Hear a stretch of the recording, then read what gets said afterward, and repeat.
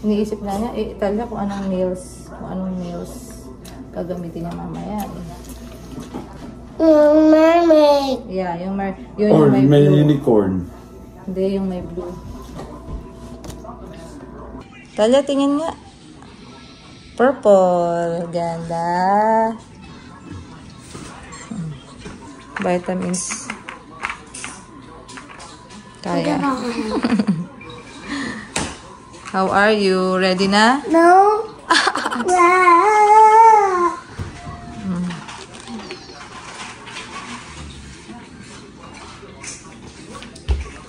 Let's go na. School na.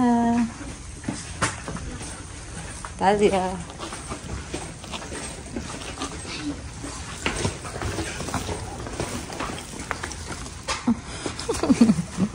Ang sasaya nila.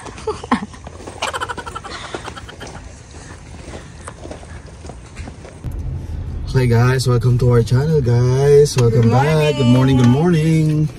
Yeah, good morning. We're going to school na sila. We're on our way. Excited na sila guys. So, tingnan mo naman yung mukha nila. Si Atal, excited na yan. Si Kuya, excited na rin. Yay! Thursday na guys. Thursday. Taga-taga tayo din nakita guys. Oh, galing na. Wala na ako pa. Yeah, malapit na off nyo guys. Oh, si Atal, excited na. Oh, ganda-ganda yan. Oh, alright. Samahan nyo kami guys. Galingan mo isa. Car rider again.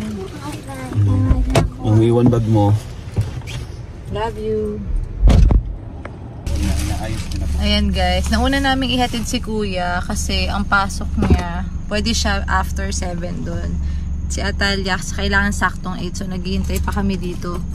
Dito lang naman sa malapit, ayan. Hintay namin pumatak yung 8, ayan.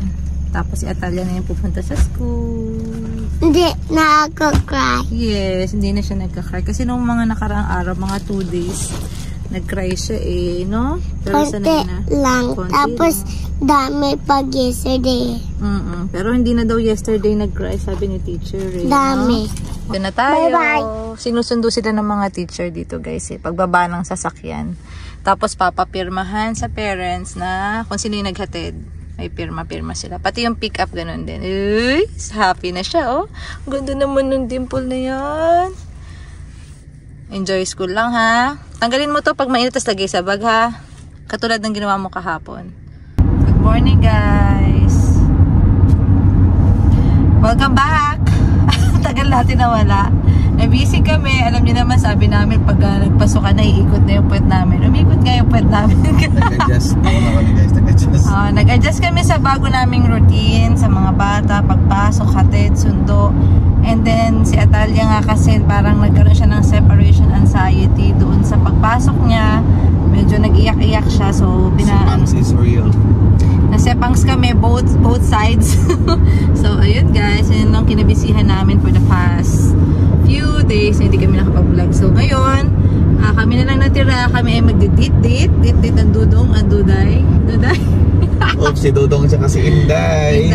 Off kami ngayon. So, rest muna for mental health. And then, off muna para sa mga bagay-bagay. Ayan guys. So, ngayon, bibili kami ng bigas. Dahil kalahati na lang nung isang sako yung natira sa amin. And then, yung water nila na dinadala namin sa duty. So, samahan nyo kami for today's video.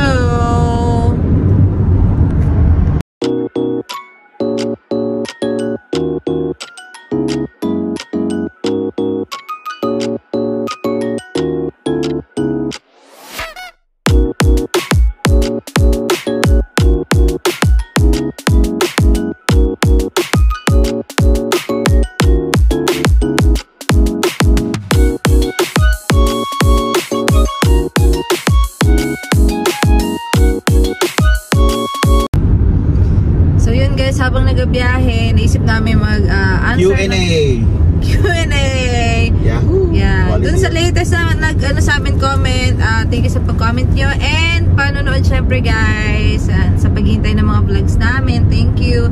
So to answer yung question ni Kuya na Sabi niya, bakit daw Hyundai Tucson yung nabili naming car nabilhin. Kasi kami ng latest video namin na car maintenance. Yun nga, Hyundai Tucson. Bakit nga ba, Daddy? Kasi guys, nasa Philippines pa tayo, tsaka nung dumating kami dito, may pre-approved loan na kami from the bank. So under siya lang, parang siguro company related ng PRS, gano'n. Tapos nag-ikot-ikot kami dito sa mga dealership. Kahit anong brand guys, walang nag-entertain sa akin kasi nga wala pa akong SSN. So ang tanging lang sa akin guys, nag-entertain sa akin Hyundai. So ayun, kaya napunta kami sa Hyundai, sila nag-entertain, nag-asikaso ng papers habang walang SSN. Niran nila yung background check ko, ayun. Kahit walang credit score, in-entertain pa rin nila ako. So kaya Hyundai kami. Yes. Pero not bad naman, akala ko nga pangit ang Hyundai na brand or hindi reliable, pero okay siya. For us, okay siya guys. So ayun. And then gaano daw katagal bago kami nakakuha dito ng car? Siguro guys, mga 10 days lang. Yeah, ang bilis lang guys. Kasi nga kasi nga dahil sa pre-approved something. May pre-approved loan na kasi ako. Tapos sakto yung SSN dumating din. Same day nakuha namin. Mabilis lang din SSN. Kahit wala yung card, yung numbers lang. Nakuha ko yung So perfect timing guys. Tsaka dasal lang guys, dasal. Yeah, prayer. Iwala lang. Yeah, above. Ay, sobrang stressful. Kasi yung time na yun, pabalik na yung sister ko sa Arizona. Isang araw na lang yung palugit, pabalik na siya. So pag bumalik siya nang wala kaming sasakyan, ang mangyayari nun is kami. Magkabaro. Yeah. So ayun guys, so perfect timing. So ayun, ang aming experience sa pagkuha guys ng car dito sa US. Hope nasagot namin yung inyong question guys. Tapos meron din nag-comment na viewer, sabi niya dito daw sa US puro lang daw work. Parang yun yung point niya, Daddy. Wala daw ibang gagawin dito kundi work. Para sa amin, hindi naman. Depende sa inyo guys kung paano nyo i-run yung life nyo eh. Kung maluho kayo, mag-work. Kung mahal yung luho niya, pero para sa amin, kaya mo siyang balansehin eh, yung work, para hindi naman matoxic yung work-life balance pa rin. Yun, according to Nico Moreno. Work-life balance pa rin ginagawa namin dito kasi nakaka-exhaust yung puro yung puro lang work yung iisipin mo. Yung pag may time, lumalabas din kami, kahit simpleng lang, no? Yung grocery. Burnout yung work. Hindi naman, kasi kami din nag-OT kasi regular shift kami, nagpapalitan lang eh. Regular shift din kami nagpipick up ng mga shift. So sa amin, masabi namin balance lang din, family, work. Kahit hindi kalakihan yung nasisave namin guys, happy naman kami. Importante mental health talaga. So hindi namin ginugol yung sobrang daming pera na to think na na talaga. So wag nyo rin wag kayong maging hard din sa self ninyo. Importante na wag masyadong greedy. Masyadong greedy, ganun lang. Sakto lang guys. Depende pa rin sa inyo kung anong priority ninyo syempre. So sa amin, sa part namin, balance lang para yung buhay natin is sakto lang din na happy and enjoy yung life. Yay! Pero kaya naman talaga mag-work kung gusto talaga. Tsaka kung may workaholic ka, why not?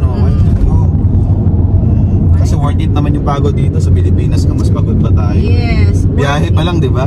Yeah, biyahe pa lang, pagod na. Worth it yung pagpapaguran nyo. Kung mag-work kayo dito guys, papapantayan nila na sweldohan kayo according sa pagod ninyo. Yun ang masasabi namin guys. So, ayun.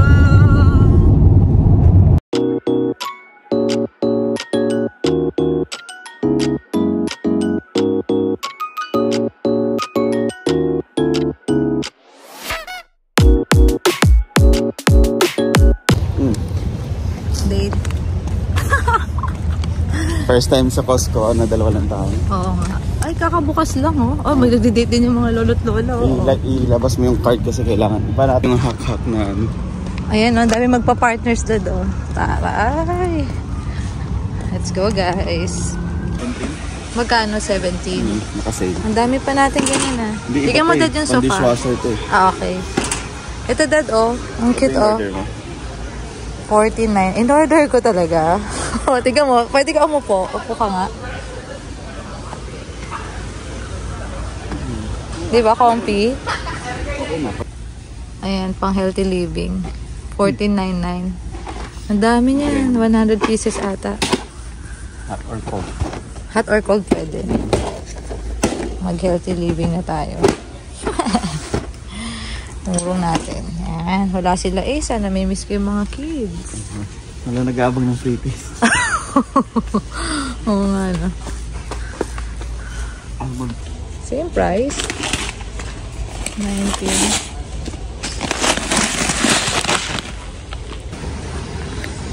Ito feeling ko kasi ito kay Atalia. Mas malaki pa nga eh. Ang winter na sinitinda nila o tingnan. Parang 3D lang siya. Parang ganito lang siya. Balita tayo yan? 40 yung 49. Magkano to 15? Ayun, punta ko sa kanya. 14 cash ako. Okay na to. 49 na. 14. Kay Ace. Malapit na Kasi kasi $10 na nga lang yun eh. Hindi, ito siya. Insta saving siya eh. Talaga ba? Ayun na nakalagay dyan. O, tingnan natin. Ito, 9. Yan. 9. Baka 14 to. Oh, 14, 9. Oh, for Atalia daw. Ang ganda oh. Wala, ang dami ko naman ano. Puro ano naman. Ang lamig nila. Oh. Ang school. Yay. Ito, 9.99 no. Nagustuhan niya yung tela nito eh no. Yung phone mix ako ng bagay sa akin. Bagay pa sa'yo. May gray na kasi siyang ganito eh. Sige, halongkat. Magkano yan? 22.59. Ang mahal. Ito 29. Mas mura. Ayan. 10.99. Vegetable oil naman. Wala pala tayong mga oil. Focus copy. O sige, okay. 6.69? September 9 pa. Okay. Favorite. Water.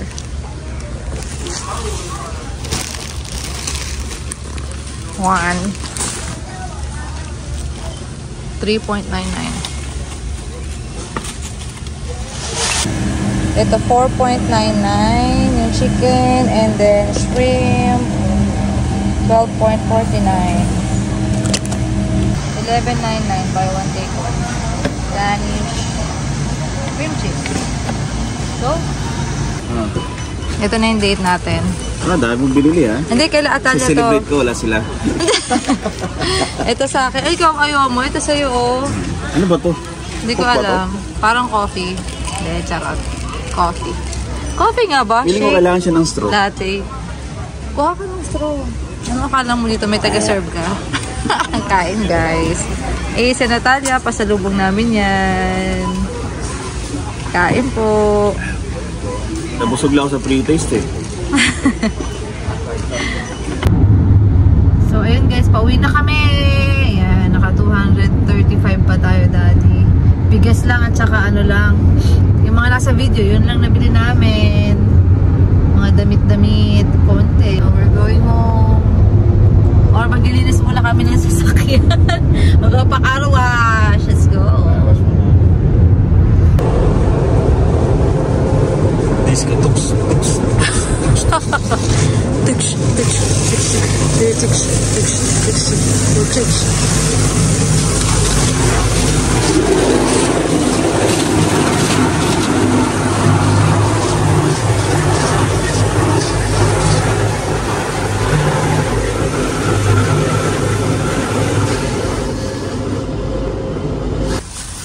Pulot-pulot tayo ng mga basura, guys.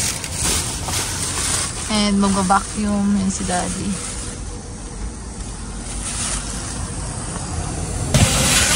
Vacuum din! Dumi!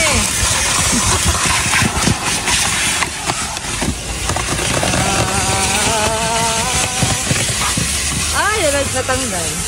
Kuya Ace! Touch kita. Ah, nagkita kayo? Wow! Nagkita pala sila. Kaya totoo sa talya. Ano sabi mo? Hinag mo si Kuya Ace? Hinag mo? Touch mo ko eh. Oh! Tinatch niya daw. Pwede pag-hugin. Hindi pwede mag-hug. pwede. Sayang. Mahag.